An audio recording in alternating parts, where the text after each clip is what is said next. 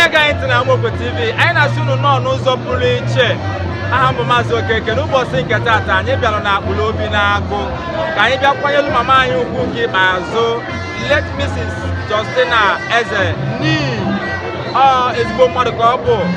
Anyị na-asị ya jee nke ọma Ugada. O nwere agadaga nwaanyị mụ na ya nọ ka anyị gwa ya ajụjụ ọnụ ka anyị malụ ka ihe mere ka ọ ga-ananya ya. Unu ga-afụ ka egwu na ha ya bụ na ọ na-akpọtụ akpọtụ. Biko ka ikene ndị na-aga anyị ntị na Amoko TV site n'ịgwa anyị afa gị ya na ihe mere n'ụbọchị nke taata kedu ka o si gaa.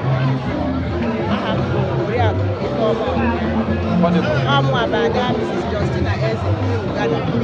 Ana m ekele Chukwu n'isi Ezinne nwaanyị a mgbe ọ dị n'ụwa. Ọ bụọrọ m Ezinne bụọrọ m na nwunye m na ọgbata obi Ezinne. Ana m asị ka Chineke bụ onye kpọrọ ya nara mkpụrụ obi ya ma gọzie ya n'aha Jizọs. Amen.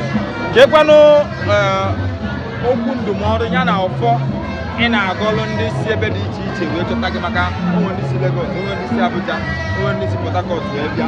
Kedu ekpele ị na-ekpele ha dịka ha si ana? Soro anyị kwa na anyị Mrs. Justina Eze bụ na ụkwụ ha ji bịa nke ha ga-eji na ga-aka ya n'ụzọ pụrụ iche. Ana m ekele ụmụnne ya niile, ndị nwoke na ndị nwaanyị, ezinụlọ ndị bụ Ugada niile dị na Abụrụ Ibita Abụrụ lokal gọọmenti. Ana m ekele ha n'ụzọ pụrụ iche, na-asị ka Chineke onye mere mmata onye ha bụ na-agọzi ha, na-echekwebe ha ọbụba ha na-abata ha niile. Were ihe akụ aka ihe wee gọziere m ha n'otu n'otu n'aha Jizọs. Amen. Isi mụ na ụmụ nwanne m niile ana m arụkwa ngọzi ọnwụma na anyị nwụ hapụ iwetere anyị hapụ iwetere anyị mgbakasị anyị hapụ ego anyị na-ete anyị na-anyị anyị ebe ọbụla ịka anyị ọ na-agara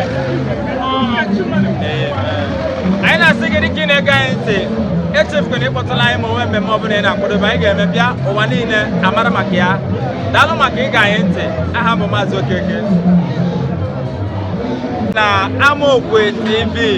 Anyị na-asị unu nnọọ n'ụzọ pụrụ iche. Aha m bụ Maazị Okeke. Ụgbọ bụrụ anyị wee bịa na Akpụrụ Obi na-agụ ịbịakwanyelu nne anyị ukwu n'ihi Ugada, late Mrs. Justina Eze ezigbo mmadụ ka ọ bụ mgbe ọ dị ndụ. Ọkwana ya ka anyị ji fụ nwa ya nwoke ka anyị gwana ya ajụjụ ọnụ malụ ka ife a na-eme ka ọ na-aga n'anya ya. Biko ezigbo nwoke, ka ikene ndị na-ege anyị ntị n'ụwa niile site n'ịgwa anyị afa gị, onye ịbụ ya na ihe mere n'ụbọchị nke taata, kedu ka o si wee gaa. The second son of Justina Eze. Ọ dị m obi mma ndị niile mere ga-eshibili ịkwado ime ihe a, ga-eshibili enye isi na njedebe ya. Adị m very very glad. Anyị na-ayọ bụ ụmụnne m niile ebe ọbụla echi na-ekwa for this preparation for this burial.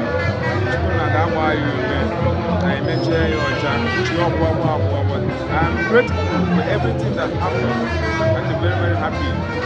Why gonna know this is why I Yes. Why they want to do it? I can't go about when they know you. I'm very appreciative and I'm very very glad. No issue, nothing. This baby to went successfully. I thank God for everything.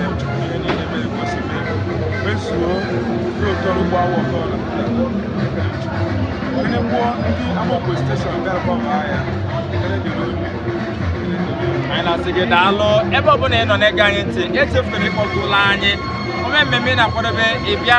Anyị na-aga karịa ime ụwa niile amalụ maka ya. Ha bụ Maazị Okeke. Daalụ maka ịga anyị ntị. Anyị na-asị unu daalụ mere nne nọ n'ụzọ pụrụ iche. Aha m bụ Maazị Okeke. Tata anyị bịalụ Obi na-agụ ka anyị bịakwanyelu mama anyị ugwu bụ Ugada, late Mrs. Justina Eze. Anyị na-asị ka mkpụrụ obi ya zuru ike na ndokwa. Amen. Unu ga-afụ ka egwu na ha ya bụ na ihe a na-eme abụ okwe ihe ụmụaka ihe niile na-aga n'enye anya. Onye mere anyị ji fụ ofu n'ime nwa mama anyị ka anyị gwana ya ajụjụ ọnụ ma biko ka ikene ndị na-ege anyị ntị. Chinyere Ude, ọ bụ second daughter mama nke anyị hapụrụ anyị taa. Dịkwana ihe mere taa nwa ndị ka o mere ga ọ gakwara na-enye anya ndị ekpeli na-ekpeli ndị chọtụchi ebe dị iche wee chọta unu n'ụbọchị taa nwa.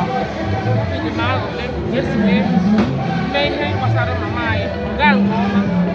ekpere na-emekwa ndị bịara nwa ji wee bịa ka ndị nwa agaghị agwa ha n'ụzọ anyị kwa ka mkpụrụ obi mama anyị bụ Justina Chubet n'ihi Uganda ka mkpụrụ obi ya siri ike na ndụ ezi nwanyị ọ ga-agaziri ya gazikwa ruru ya n'aha Jizọs.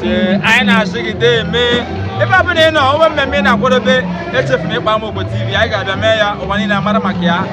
Daalụ maka ige anyị ntị ya gazie. Ọ dịrị gị na mma. That's a picture.